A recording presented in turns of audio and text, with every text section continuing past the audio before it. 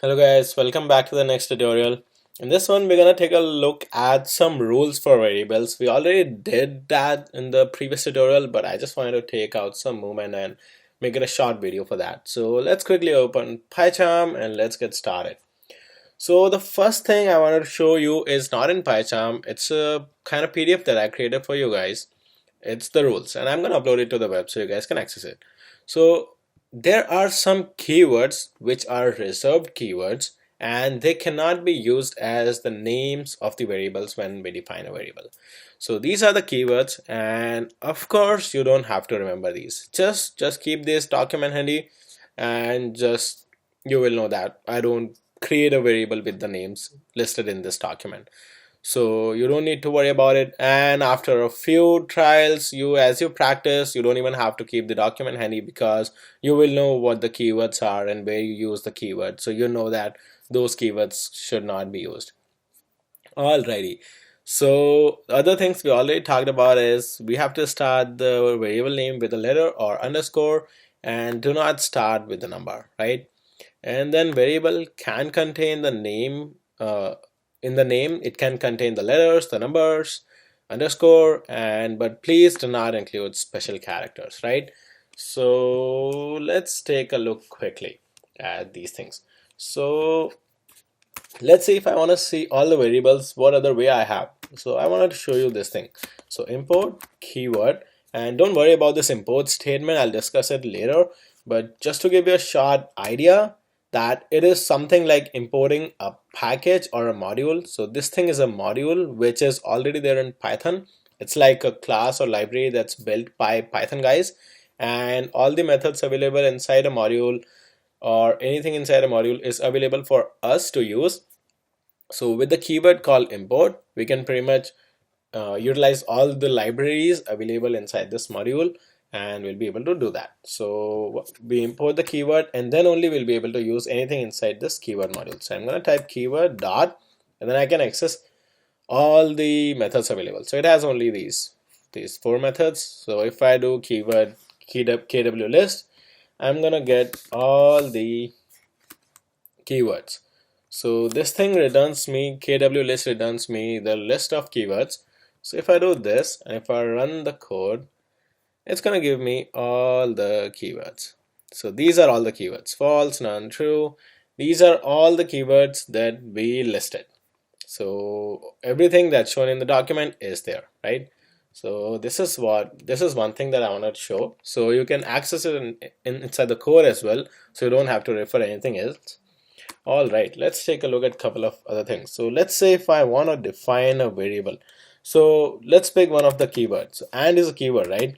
And if I try to assign 10 to it, right away I get an error, right? It says some error is there. Statement expected and found and keyword. So it tells us that and is a keyword. You cannot do that really. So that's what happens, right? If I try to do something like that, it's not gonna work, definitely. So it just says invalid syntax. So it doesn't tell you a lot of things here.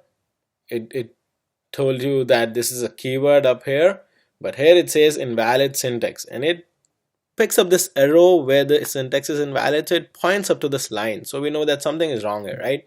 So we can figure out that it's an invalid syntax. So if you try to create a variable with a name which is a keyword, it's not possible. Python will tell you. So you don't have to really worry about things, but you will know slowly as you grow into Python, you practice, you will know what's happening. Alrighty. So other than that, let's try to have a variable name with a special character in it. Let's do that, right? And let's give it a value 10. And now let me just try to copy this. Again, this is not possible, as we know.